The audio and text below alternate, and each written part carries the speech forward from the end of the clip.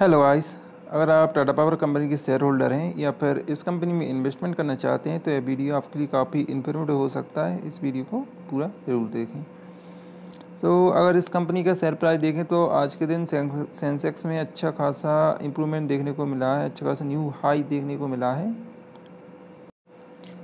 आज के दिन यह 65,500 के आसपास पर क्लोज हुआ है, तो ये न्यू हाई है ऑल टाइम का सेंसेक्स का। लेकिन फिर भी टाटा पावर कंपनी का शेयर प्राइस यहाँ पर डाउन साइड दिखा रहा है, तो इसका क्या कारण है यहाँ पर हम इसके बारे में जानेंगे।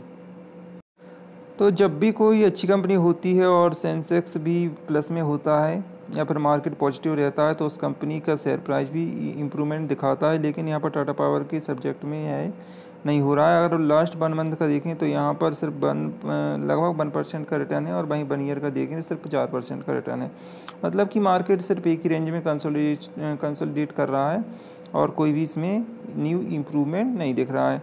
तो यहाँ पर अगर हम देखें तो इस कंपनी का कंसोलिडेशन बहुत ज़्यादा रहता है एक रेंज में। जैसे कि 2018 से देखें तो 2021 तक इस कंपनी का प्राइस 50 से 100 रुपये के बीच में था, और उसके बाद इसने सीधा डबल अपना जो टारगेट है वो दिखाया। यहाँ पर 220 का इसने सपोर्ट लेवल बना लिया है। मोस्टली 200 तक इस कंपनी का शेयर प्राइस आता है और फिर से यहाँ पर रिवर्स होकर 220 के आसपास जाता है और फिर से यहाँ पर डाउन साइड दिखाकर 200 के आसपास आ जाता है।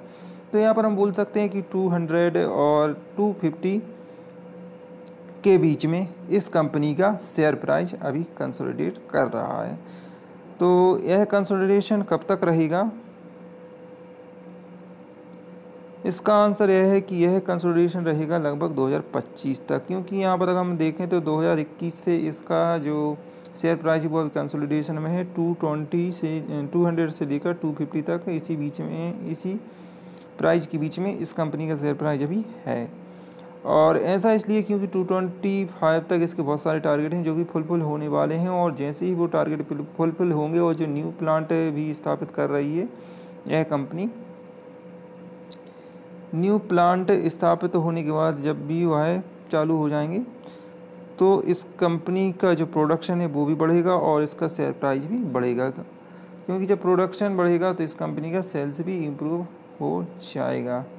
क्योंकि जो कुछ इसके न्यू प्रोडक्ट हैं, सोलर विंड, सोलर एनर्जी में यह कंपनी काम करती है, तो जब न्यू प्रोडक्ट आएंगे तो उनकी सेल्स भी इस कंपनी के ऑल सेल्स में इंक्लूड हो जाएगी। तो इस कंपनी का जो सेल्स है वो ग्रो करेगा, और जब किसी कंपनी का सेल्स ग्रो करता है तो उसका ऑपरेटिंग प्रॉफिट मार्जिन भी अच्छा होना चाहिए, तभी उस कंपनी का नेट प्रॉफिट इम्प्रूव होता है।